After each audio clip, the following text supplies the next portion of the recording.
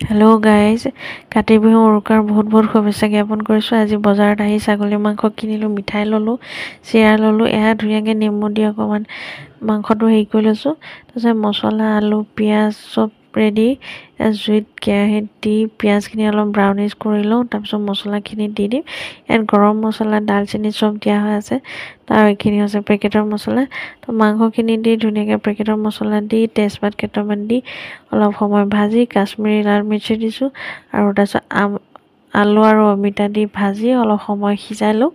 তাৰপিছত পানী এড কৰি উতলাই কুকাৰত চিটি মাৰি দিম, তাৰপিছত বনি যাব। তো কুকাৰত দিওঁতে ইলাচি এটা আৰু নহৰু এটা দি দিছোঁ, তেতিয়া অলপ ফ্লেভাৰটো আহে। তো এয়া চিটি মাৰি গৈছে।